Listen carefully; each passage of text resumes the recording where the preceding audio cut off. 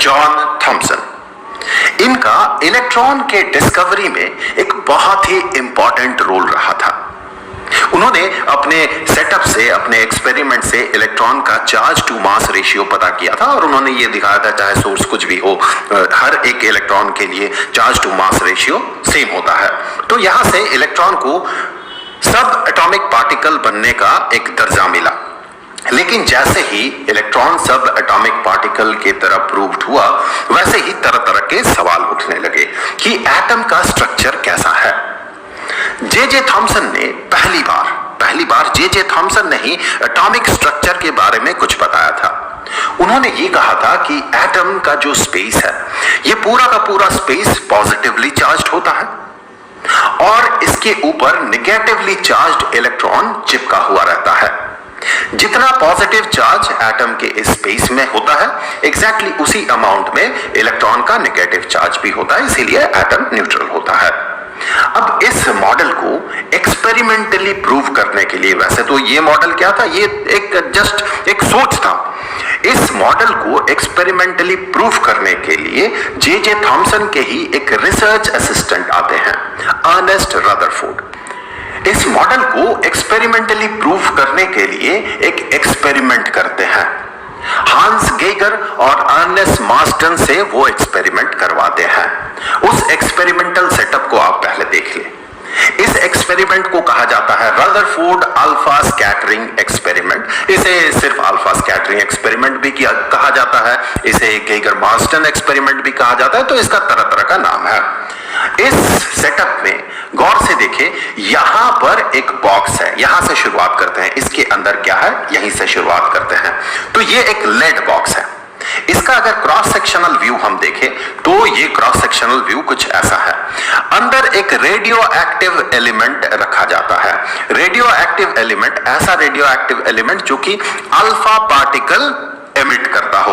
Alpha particle basically helium nucleus होता है। वैसे अभी तक आपको न्यूक्लियस के बारे में उतना पता होगा नहीं, तो मैं आपको बता दूं, अल्फा पार्टिकल एक ऐसा पार्टिकल है जहां पॉजिटिव चार्ज होता है। उस पार्टिकल के पास पॉजिटिव चार्ज होता है, वो बहुत छोटा पार्टिकल होता है। ये रेडियो एक्टिव एलिमेंट जब अल्फा पार्टिकल को एमिट करेगा, तो जो भी अल्फा पार्टिकल्स इधर उधर मूव करेगा, जैसे कि कुछ अल्फा पार्टिकल इधर जाएगा, कुछ अल्फा पार्टिकल इधर जाएगा, तो इन सब को ये लेड बॉक्स जो है, ये लेड बॉक्स अब्सॉर्ब कर लेगा, क्योंकि लेड अल्फा पार्टिकल को अब्सॉर्ब कर लेता है। लेकिन जो अल्फा पार्टिकल बिल्कुल सीधा निकल रहा है, वो इस जगह से, खाली जगह से सीधा बाहर निकल जाएगा। तो हम ये समझ सकते हैं कि इस लेड बॉक्स के अंदर जो रेडियो एक्टिव एलिमेंट है, वो जो अल्फा पार्टिकल रेडिएट कर रहा, एमिट कर रहा, उनमें से जो बिल्कुल सीधा निकल रहा है, वही इस लेड बॉक्स से बाहर निकलेगा। अब आते हैं उस एक्सपेरिमेंटल सेटअप पे। यहां पर एक वॉल है और यहां पर यूज किया गया बहुत ही पतला गोल्ड फॉयल, गोल्ड का फॉयल। गोल्ड यूज किया गया था क्योंकि गोल्ड बहुत ज्यादा मैलिएबल है, इसे हम बहुत पतला कर सकते हैं। ये जो गोल्ड फॉयल यूज किया गया था, ये 100 नैनोमीटर का था। 1 नैनोमीटर का मतलब होता है 1 nanometre is equal to 10⁻⁹ metre, या फिर हम कहें 10⁹ nanometre is equal to 1 metre. तो ये कितना पतला है, इससे आप अंदाजा लगा सकते हैं। और यहां पर था एक थिक वॉल, और इस वॉल में एक काउंटर यूज किया गया, जो अल्फा पार्टिकल इस लेड बॉक्स से निकलेगा और इस गोल्ड फॉयल से टकरा के इधर उधर मूव करेगा, चाहे सीधे पार हो जाए या फिर टकरा के इधर उधर मूव करे। उन अल्फा पार्टिकल्स को डिटेक्ट करने के लिए गेगर काउंटर, ये एक डिवाइस है जो कि अल्फा पार्टिकल को डिटेक्ट कर सकता है। इस गेगर काउंटर को यूज किया गया, जो गेगर काउंटर यहां पर ऐसे इस वॉल पे मूव कर सकता था, स्लाइड कर सकता था। ये वही गेगर है जिन्होंने इस एक्सपेरिमेंट को किया था। सो गेगर ने ही इस काउंटर को बनाया था। तो ये counter, Geiger counter, alpha particle को डिटेक्ट करता है। अब देखिए क्या हो रहा है इसमें, इस एक्सपेरिमेंट में। उन लोगों ने ये पाया इस एक्सपेरिमेंट में कि बहुत सारे अल्फा पार्टिकल्स जो है बिल्कुल सीधे गोल्ड फॉयल को पेनेट्रेट करते हुए निकल जा रहा है। उसमें बिल्कुल भी डेविएशन नहीं हो रहा है। डेविएशन हो भी रहा है तो बहुत बहुत कम। कुछ अल्फा पार्टिकल्स जो है ये हल्का फुल्का डेविएट भी कर रहा है। और बहुत बहुत कम अल्फा पार्टिकल जो है इससे कोलाइड करके, इस गोल्ड फॉयल से कोलाइड करके वापस आ रहा है, रिबाउंड कर रहा है।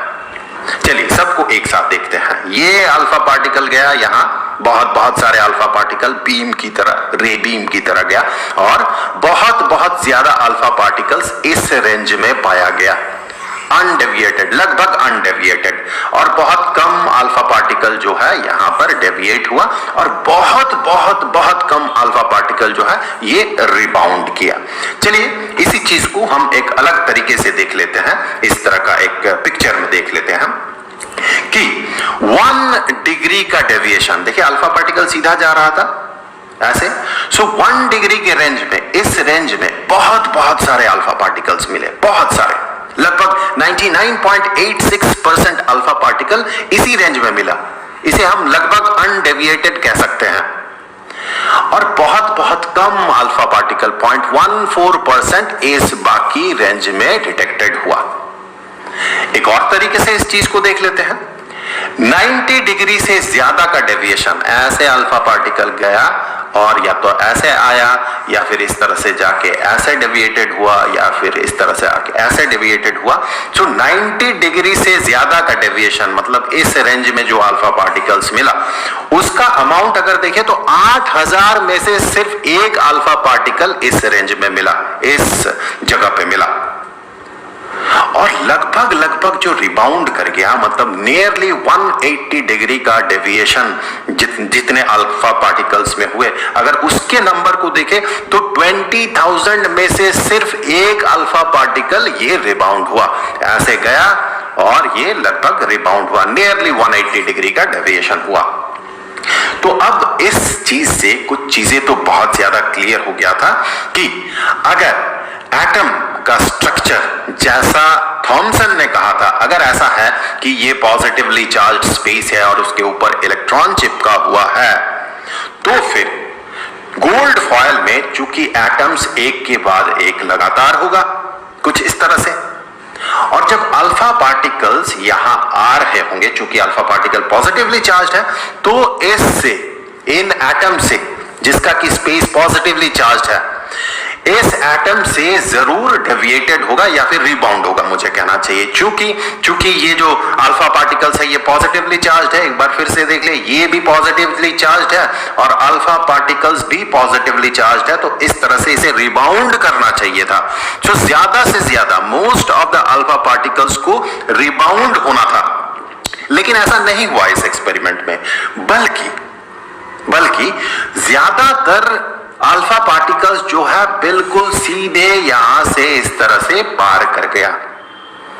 तो यहां से रदरफोर्ड एक कंक्लूजन लेते हैं कि जो एटम का स्ट्रक्चर है वो इस तरह का नहीं है, बल्कि एटम का जो पॉजिटिव चार्ज है वो पॉजिटिव चार्ज इसके सेंटर में, बहुत ही कम जगह में सेंटर में रिसाइड करता है, और बाकी का बाकी एटम जो है ये खाली है, पूरी तरह से खाली है और इलेक्ट्रॉन इसके चारों तरफ रिवॉल्व कर रहा है।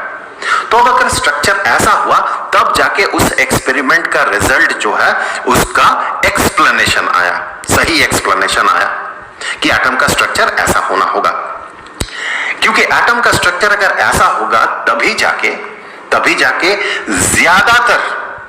ज्यादातर अल्फा पार्टिकल्स जो है वो अनडेविएटेड पार हो सकता है, और बहुत कम अल्फा पार्टिकल जो है ये ऐसे रिबाउंड कर सकता है, और बहुत कम अल्फा पार्टिकल जो है जिसमें कि बहुत कम डेविएशन दिखता है। ज्यादातर अल्फा पार्टिकल्स देखें ये सीधे एटम के थ्रू ये पार हो रहा है। तो इस तरह का स्ट्रक्चर रदरफोर्ड ने बताया था। तो यहां से आया रदरफोर्ड का एटॉमिक मॉडल। देखिए रदरफोर्ड क्या कहते हैं। रदरफोर्ड सबसे पहले कहते हैं कि पॉजिटिव चार्ज जो है और most of the mass of the atom ये डेंसली कंसेंट्रेटेड होता है इन एक्सट्रीमली स्मॉल रीजन, एक बहुत ही छोटे रीजन में ये डेंसली कंसेंट्रेटेड होता है। कौन? पॉजिटिव चार्ज और most of the mass. This very small region inside the atom was called nucleus. Rutherford ने कहा, उसका नाम दिया न्यूक्लियस, इस छोटे से जगह का नाम दिया न्यूक्लियस, जहां पर कि सारा का सारा पॉजिटिव चार्ज रिसाइड कर रहा है। उन्होंने ये भी कहा कि इलेक्ट्रॉन जो है ये इलेक्ट्रॉन इसी न्यूक्लियस के चारों तरफ रिवॉल्व करता है। जिस पाथ में ये रिवॉल्व करता है उसे उन्होंने नाम दिया ऑर्बिट। जैसे कि सन के चारों तरफ अर्थ और फिर जुपिटर, फिर मार्स, वेनस, मर्क्यूरी, ये सारे प्लैनेट्स जैसे सन के चारों तरफ घूम रहा है, उसी तरह से यहां इलेक्ट्रॉन भी न्यूक्लियस के चारों तरफ घूमता है। और साथ ही साथ उन्होंने ये भी कहा कि इलेक्ट्रॉन जो है ये न्यूक्लियस के साथ बाउंड क्यों है, अगर इसके पास मोशन है तो इसे छोड़ के क्यों नहीं चला जा रहा। जैसे कि सन के चारों तरफ अर्थ घूमता है इस तरह से, इसके पास मोशन है तो फिर ये इसे छोड़ के क्यों नहीं चला जाता है, स्ट्रेट लाइन में सीधे सीधे आगे क्यों नहीं बढ़ जाता है, क्योंकि सन और अर्थ के बीच एक अट्रैक्टिव फोर्स काम करता है, ग्रेविटेशनल फोर्स यहां पर काम करता है। वैसे ही चूंकि न्यूक्लियस पॉजिटिवली चार्ज्ड है और इलेक्ट्रॉन नेगेटिवली चार्ज्ड है, तो इलेक्ट्रोस्टैटिक अट्रैक्टिव फोर्स ये यहां पर काम करेगा। हमें पता है पॉजिटिव चार्ज नेगेटिव चार्ज को अट्रैक्ट करता है। तो इस तरह से यहां पर इलेक्ट्रोस्टैटिक अट्रैक्टिव फोर्स काम कर रहा है, जिसके कारण कि इलेक्ट्रॉन इस स्पेस को छोड़ के जा नहीं रहा है बल्कि इसी के चारों तरफ घूम रहा है। यहां तक तो ठीक था। ये मॉडल जो है थॉमसन के एटॉमिक मॉडल से बेहतर मॉडल है, लेकिन इसका कुछ ड्रॉबैक्स भी है। रदरफोर्ड के एटॉमिक मॉडल का ड्रॉबैक इलेक्ट्रोमैग्नेटिक थ्योरी से आता है। So drawback of Rutherford atomic model. Electromagnetic theory क्या कहता है कि एक्सीलरेटेड चार्ज ये रेडिएट करता है इलेक्ट्रोमैग्नेटिक रेडिएशन, जैसे लाइट एक इलेक्ट्रोमैग्नेटिक रेडिएशन है। और जैसे इलेक्ट्रोमैग्नेटिक रेडिएशन ये रेडिएट करेगा, क्योंकि रेडिएशन में एनर्जी है, अगर उस एनर्जी को ये रेडिएट कर देगा तो इट लूजेस इट्स एनर्जी। अब देखिए रिवॉल्विंग ऑब्जेक्ट, जो भी ऑब्जेक्ट रिवॉल्व कर रहा है उसका तो वेलोसिटी का डायरेक्शन चेंज हो रहा, मतलब वेलोसिटी चेंज हो रहा मतलब एक्सीलरेशन है। रिवॉल्विंग ऑब्जेक्ट्स हैव एक्सीलरेशन और इलेक्ट्रॉन्स आर नेगेटिवली चार्ज्ड। तो इलेक्ट्रॉन जो नेगेटिवली चार्ज्ड है, अगर ये रिवॉल्व करेगा तो इसके पास एक्सीलरेशन रहेगा, और जब चार्ज एक्सीलरेटेड हो तो ये एनर्जी रेडिएट करेगा। अब जब एनर्जी रेडिएट करेगा तो इसका ओवरऑल एनर्जी तो घटा, और जैसे ही ओवरऑल एनर्जी घटेगा वैसे ही ये धीरे धीरे इसका ऑर्बिट जो है ये श्रिंक करेगा, छोटा होगा। ऑर्बिट को छोटा ही होना है, क्योंकि जितना दूर रहेगा इलेक्ट्रॉन उसके पास एनर्जी ज्यादा होता है, जितना एनर्जी कम होता है वो इलेक्ट्रॉन उतना करीब आ जाता है। मतलब कि अगर इस इलेक्ट्रॉन का एनर्जी घटेगा तो धीरे धीरे ये स्पाइरल होके, इस तरह से स्पाइरल होके ये न्यूक्लियस में जाके समा जाएगा।